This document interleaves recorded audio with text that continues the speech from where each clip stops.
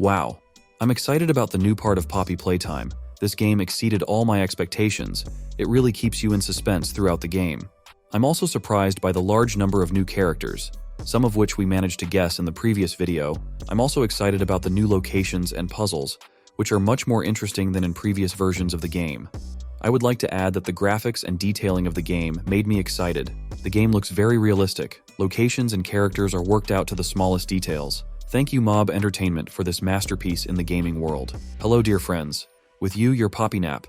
Glad to welcome you on our channel. Sit back, stock up on goodies, and get ready to dive into the world of Poppy Playtime 3. In today's video, I'm going to show you all the bosses that we can meet in the third part of Poppy Playtime. We'll find out what their names are, where we can meet them, and what danger they pose to us in the game. Let's go. The third part of the game is truly the creepiest of all parts. The monsters that appear make you cringe when they appear, and there are almost no helpers in this part of the game, and if they do appear, it's only to tell you some information and no more. One of the most anticipated characters that we expected, of course, as a boss was Huggy Waggy, and the developers didn't dare to disappoint us. He really appears before us in a familiar appearance, but I would say that in the third part of the game he looks more fluffy and more huge. We meet him on one of the tapes, where he looks quite harmless, but we don't suspect anything yet. So after the next time we inhale gas, we meet our adored Huggy Waggy again, but his appearance on the TV screen has changed, and he doesn't look as harmless as we saw him at first. He turns into a toothy, evil monster. The announcer's voice starts to change, and then Huggy Waggy starts to climb out of the TV and starts chasing us down the long corridor. The image on the TV literally changed from digital to the real Huggy Waggy in the blink of an eye. In the end, we won't even be able to run away from him along the long, dark corridor. In the end, he will drive us into a dead end and eat us. But don't panic, it was intended by the developers. As it turned out, it will be a hallucination of our main character.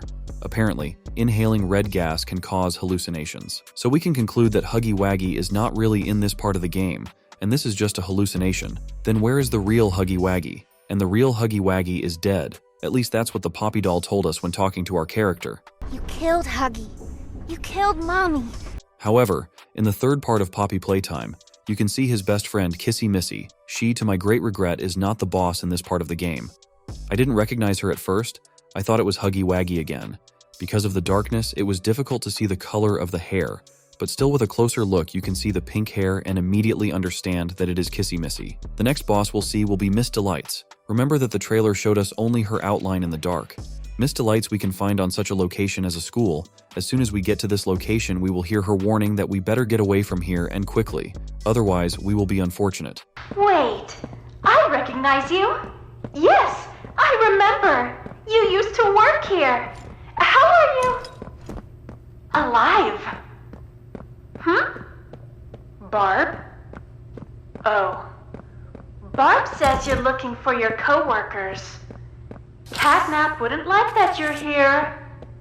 You should leave. For your own safety. Initially, Miss Delights does not seem to be a monster. It seems that we have met her assistant who gives us good advice on how to pass the game, but then she goes crazy and tries to kill us. It should be noted that before we saw her, we were told her backstory, which is quite rare in a game like Poppy Playtime. From the tape, we learn that Miss Delights went crazy and killed all her students, and after this news, she runs out at us with a bullhorn. However, it is only after her death that we get a note telling us what this weapon is and where it came from. This weapon is a construction of a ruler with pencils, and she nicknamed it the Stinger. This weapon was made to her for a reason, but to fight Nappy Cat. Yes, it turns out that all the monsters are not only set against our hero, but they have disagreements among themselves as well. But at a certain point of confrontation, Miss Delights and Nappy Cat decide to make a truce for a while. At this point in the game, you not only have to hide from Miss Delights, but you also have to solve puzzles with energy blocks in order to open doors. I noticed an interesting detail that when the lights are off, she stands, but when the lights start to flicker, she starts to move. However, as we learn from her words, it was her tactic that when people think she is frozen and not moving, they approach her and she starts killing them. Next, I propose to discuss not exactly bosses, but also very interesting characters. This is Smiling Critters. Let me remind you that in the last video we discussed with you several theories about the fact that they can be presented in the game only as statues on the main location and do not perform any activities. But we also said that they can appear as full-fledged characters in the new part of the game, Poppy Playtime. So in the third part of the game, Poppy Playtime, they play the role of full-fledged characters and no help. As we discussed in the last clip, our main character they do not provide. and on the contrary only complicate the passage of the game. Before their appearance, you can hear various sounds such as laughter, stomping, growling, screaming. They run after you on all fours, but as soon as they get to you and attack, they no longer seem small and cheerful toys. In Poppy Playtime 3 we can meet all smiling critters, even Nappy Cat has its own mini version. We can meet them on the location of the shelter. Be careful, they appear from every crevice. To fight them, we use light, namely a glove that shoots fire. We do not kill them, of course, but they are very afraid of light and we thus scare them away. However, not everything is so simple. The glove has a limited number of charges, namely 5, so you should be careful and use these charges wisely. Along with the fact that you have to hide from smiling critters, you have to solve puzzles, so prepare yourself, because if you don't manage to hide from them, they will attack you all together and eat you alive. Later, I will show you an example of their attack. Big monsters are also present on this location, namely Dog Day. However, here we see him not quite in his full form. He is suspended on a chain in a cage and only has the upper half of his body.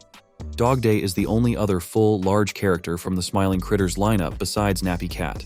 As we learn in a conversation with Dog Day, Nappy Cat gave all of his other friends to be eaten by the minis, all because they disagreed with the power of Prototype, whom Nappy Cat worships. These little toys follow Catnap to avoid that very fate. And in return, they are fed. We try to fight it. The Prototype's control. Nappy Cat called Dog Day a traitor and punished him in this way. However, at the end of the conversation, the mini versions start eating the remains of Dog Day from the inside. Using its shell, they start chasing us all over the location, but in the end we run away from them, and apparently Dog Day finally dies. This is the conclusion we can draw from the sounds.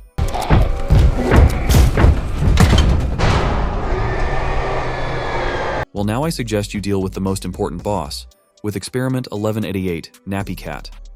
He was watching us from the very beginning of the game. He was the one who took us out of the burning train, and he was always with us. But you're probably all wondering, why didn't he kill us earlier? Why didn't he kill us when he was with us? It can most likely be explained by the fact that he was playing with us, just like Huggy Waggy did in the first part of Poppy Playtime. My guess is that Nappy Cat was stalking us, looking us over, assessing our capabilities before he decided to kill us. Nappy Cat really considers Prototype his leader. In one of the locations we can see him sacrificing many toys, all for Prototype's sake. His main goal is to destroy all those who disobey Prototype or disrespect him in the slightest. As we discussed in previous videos, Nappy Cat will emit a red gas that will cause hallucinations.